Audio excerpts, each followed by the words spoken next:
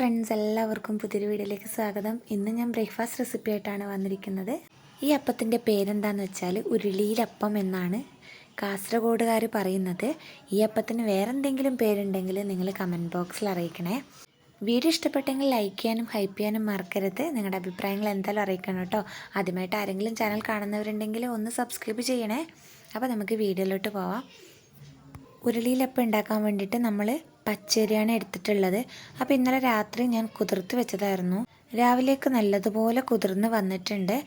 ഒരു 4 മണിക്കൂറൊക്കെ പച്ചരി വെള്ളത്തിലിട്ട് കുതിർത്താൽ മതി. ഇതിപ്പോൾ ഞാൻ രാത്രി കുതിർത്തതുകൊണ്ടാണ് ഞാൻ രാവിലെ എടുത്ത് അരക്കണത്. പച്ചരി നല്ല വൃത്തിക്കൊന്ന് കഴുകിയിട്ട് മിക്സിയുടെ ജാറിലേക്ക് ഇട്ട് കൊടുത്തിട്ടുണ്ട്. ഇനി നമുക്ക് നന്നായിട്ടൊന്ന് അരച്ചെടുക്കാം. നെയ്യ് പോലെ ഒന്ന് അരച്ചെടുക്കണ്ട കേട്ടോ. കുറച്ച് തരിതരിയൊക്കെ വേണം ഇതിന്. അരിയിലേക്ക് കുറച്ച് വെള്ളം ഒഴിച്ചിട്ട് ഒന്ന് നമ്മൾ അരച്ചെടുക്കുന്നുണ്ട്. കാസർഗോഡുകാരുടെ ഫേവറേറ്റ് ഒരു ഐറ്റം കേട്ടോ ഉരുളിയിലപ്പം. നമുക്കിതിന് കഴിക്കാൻ വേണ്ടി കറിയൊന്നും വേണ്ട. ഇതൊരു പ്രത്യേക ഒരു ടേസ്റ്റുള്ളൊരു അപ്പമാണ്. അപ്പം നിങ്ങളുടെ നാട്ടിലൊക്കെ ഇത് ഉണ്ടാക്കാറുണ്ടോ എന്നൊക്കെ ഒന്ന് കമൻറ്റ് ചെയ്യണേ. അപ്പോഴത്തേക്ക് നമ്മുടെ പച്ചരി ഞാൻ കുറച്ച് അരച്ചെടുത്തിട്ടുണ്ട് കേട്ടോ. ഇനി നമുക്ക് അതിലേക്ക് കുറച്ച് ഐറ്റംസ് ഇടാനുണ്ട്. ഇടാനുള്ള ഐറ്റം എന്താണെന്ന് വെച്ചാൽ തേങ്ങ ചിരവിയത്, പിന്നെ സവാള കട്ട് ചെയ്തത്. അതിനുശേഷം നമ്മൾ ജീരകമാണ് ഈ തപ്പിക്കൊണ്ടിരിക്കണേ. അപ്പോഴത്തേക്ക് അതിൻ്റെ മീത്തിലേക്ക് ഒരു കവറ് വന്നിട്ട് വീണിട്ടുണ്ടായിരുന്നു കേട്ടോ. അതുകൊണ്ട് കാണുന്നില്ല. ഞാൻ വിചാരിച്ച് ഇന്നലെ വരെ ഉണ്ടായ ജീരകം ഇന്ന് എവിടെ പോയി എന്ന്. അങ്ങനെ ജീരകം കൂടി അതിലേക്ക് ഇട്ട് കൊടുത്തിട്ടുണ്ട്. പിന്നെ നമ്മൾ ഉപ്പും കൂടി ഇട്ട് കൊടുത്തു. ഇത് നമ്മൾ അരക്കുമ്പോൾ ഫസ്റ്റ് ഇട്ട് കൊടുക്കാത്തതിൻ്റെ കാരണം എന്താണെന്ന് വെച്ചാൽ ജീരകമൊക്കെ ഒത്തിരി അരഞ്ഞു പോയാൽ ഈ അപ്പം ചുടുന്ന സമയത്ത് നമുക്ക് അതിൽ ജീരകമൊന്നും കാണാൻ പറ്റൂല. അതൊക്കെ നെയ്യ് പോലെ അങ്ങ് ആയിപ്പോവും. അതുകൊണ്ടാണ് ഇങ്ങനെ അരച്ചെടുക്കുന്നത് കേട്ടോ. കുറച്ച് അരച്ച ശേഷം നമ്മൾ അതിലേക്ക് ഇട്ട് കൊടുത്തിട്ട് ഇനിയിപ്പോൾ ജസ്റ്റ് ഒന്ന് കറക്കിയാൽ മതി. അതാ നമ്മുടെ അരപ്പ് റെഡി ആയിട്ടുണ്ട്.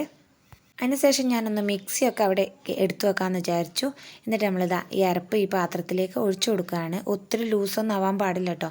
ഒത്തിരി ലൂസും ആവാൻ പാടില്ല, ഒത്തിരി കട്ടിയാവാനും പാടില്ല. കട്ടിയായാലും ഇത് വെന്ത് കിട്ടാൻ ഭയങ്കര പാടാണ്. ലൂസായാലും ഇങ്ങനെ ജബ്ലി ഇരിക്കും. അങ്ങനെ അരപ്പ് ഒരു പാത്രത്തിലേക്ക് ഒഴിച്ചിട്ട് നമ്മൾ മിക്സിയൊക്കെ കഴുകിയ വെള്ളവും കൂടി അതിലേക്ക് ഒഴിച്ചു കൊടുക്കുന്നുണ്ട്. ഇനി നമുക്ക് കുറച്ച് സാധനങ്ങൾ അതിലേക്ക് ഇട്ട് കൊടുക്കാനുണ്ട്. എന്താണെന്നറിയണ്ടേ? കട്ട് ചെയ്ത പച്ചമുളക് ചെറുതായിട്ട് കട്ട് ചെയ്യണം കേട്ടോ. പിന്നെ സവാള കട്ട് ചെയ്തത് ഒക്കെ ഇട്ട് കൊടുക്കുന്നുണ്ട്. ഞാനിത് അടുത്ത് നിങ്ങൾ കാണിക്കാത്തതിൻ്റെ കുഴപ്പം എന്താണെന്ന് വെച്ചാൽ എൻ്റെ സെൽഫി സ്റ്റിക്കിന് കൈയും കാലൊന്നും ഇല്ല കേട്ടോ.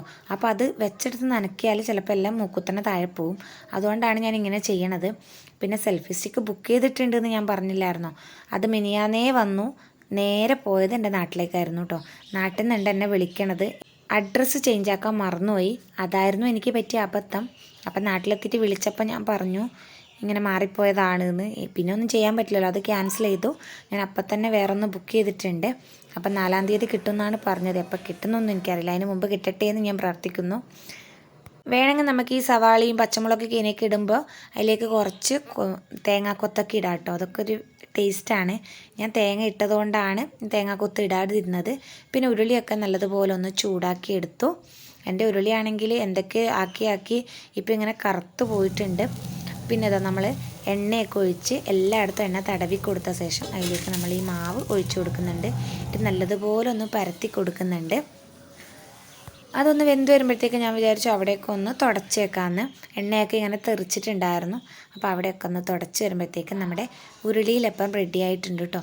ഇന്ന് വീഡിയോ എടുക്കുമ്പം എനിക്ക് കുറച്ച് അബദ്ധങ്ങളൊക്കെ പറ്റിയിട്ടുണ്ടായിരുന്നു. ഈ അരപ്പ് പോർന്നിട്ട് ഞാൻ ക്യാമറ ഓഫാക്കി വെച്ചു. എൻ്റെ വിചാരം ഈ ക്യാമറ ഓണിൽ തന്നെ ഉണ്ടെന്നാണ്. അപ്പം ഞാൻ കുറേ കഴിഞ്ഞിട്ടാണ് ഞാനിത് ശ്രദ്ധിച്ചത്. അങ്ങനെ കുറേ വീഡിയോസ് മിസ്സായിപ്പോയി കേട്ടോ. ഇപ്പം നമ്മൾ ഉരുളിയിലപ്പം റെഡി ആയിട്ടുണ്ട്. ഞാൻ പതുക്കെ എടുക്കാൻ പോവാണേ. ഇതെടുത്തിട്ട് നമ്മൾ കുറച്ച് നേരം തിരിച്ചിട്ടിട്ട് ഒന്ന് വേവിച്ചെടുക്കണം. എന്നിട്ട് നമ്മൾ 4ആയിട്ട് അതിനെ കട്ട് ചെയ്തെടുക്കണം കേട്ടോ. അങ്ങനെയാണ് ഞങ്ങളുടെ നാട്ടിലൊക്കെ ചെയ്യണേ. കട്ട് ചെയ്തില്ലെങ്കിൽ കുഴപ്പമൊന്നുമില്ല. 4ആയിട്ട് ഒരേപോലെ നമ്മുടെ ഓംപ്ലേറ്റ് ഒക്കെ ഉണ്ടാക്കുമ്പോൾ നമ്മൾ കട്ട് ചെയ്യുന്നില്ലേ, അതുപോലെ കട്ട് ചെയ്യണം. തിരിച്ചിട്ടിട്ട് നമ്മൾ കുറച്ച് നേരം അത് ഒന്ന് വേവിക്കാൻ വേണ്ടിയിട്ട് വെക്കണം കേട്ടോ. എന്നിട്ട് വേണം നമ്മൾ അതിൽ നിന്ന് എടുത്ത് മാറ്റാൻ വേണ്ടിയിട്ട്. അങ്ങനെ അപ്പമൊക്കെ റെഡി ആയിക്കൊണ്ടിരിക്കുകയാണ്. അതിൻ്റെ ഇടയിൽ ഞാനൊരു കാര്യം പറയാം. ഇതിനു മുമ്പ് ഞാനൊരു ബ്രേക്ക്ഫാസ്റ്റ് റെസിപ്പി ഇട്ടിട്ടുണ്ടായിരുന്നു, നീർദോശേൻ്റെ. അത് കാണാത്തവർ ഒന്ന് കാണണേ. അതിൻ്റെ ലിങ്ക് ഞാൻ ഡിസ്ക്രിപ്ഷൻ ബോക്സിൽ കൊടുത്തേക്കാം കേട്ടോ. കാസർഗോഡിലെ ഡിഫറെൻ്റ് ആയിട്ടുള്ള ബ്രേക്ക്ഫാസ്റ്റ് ഒക്കെ ഒന്ന് വീഡിയോ ആയിട്ട് ചെയ്യാമെന്ന്. അങ്ങനെയാണ് ഇപ്പോൾ ഞാൻ ഇങ്ങനെ ഓരോ ബ്രേക്ക്ഫാസ്റ്റ് റെസിപ്പി ആയിട്ട് ഇപ്പോൾ വരുന്നത്. അപ്പോൾ ഇന്നത്തെ നമ്മുടെ ഉരുളിയിലപ്പം റെഡി ആയിട്ടുണ്ട്. ഇതിൻ്റെ കൂടെ കഴിക്കാൻ വേണ്ടിയിട്ട് കറിയൊന്നും വേണമെന്നൊന്നുമില്ല. കറി ഉണ്ടായാലും ടേസ്റ്റാണ്, കറി ഇല്ലാതെയും കഴിക്കാൻ പറ്റും. ഇന്നത്തെ വീഡിയോ ഇഷ്ടപ്പെട്ടാൽ ലൈക്ക് ചെയ്യാനും ഹൈപ്പ് ചെയ്യാനും മറക്കരുത്. അതുപോലെ തന്നെ നിങ്ങളുടെ അഭിപ്രായങ്ങളും കമൻറ്റ് ബോക്സിൽ അറിയിക്കണേ. ആദ്യമായിട്ട് ആരെങ്കിലും ചാനൽ കാണുന്നവരുണ്ടെങ്കിൽ ഒന്ന് സബ്സ്ക്രൈബ് ചെയ്ത് സപ്പോർട്ട് ചെയ്തേക്കണേ. അടുത്ത ബ്രേക്ക്ഫാസ്റ്റ് റെസിപ്പി ആയിട്ട് വീണ്ടും കാണാം കേട്ടോ. ബൈ.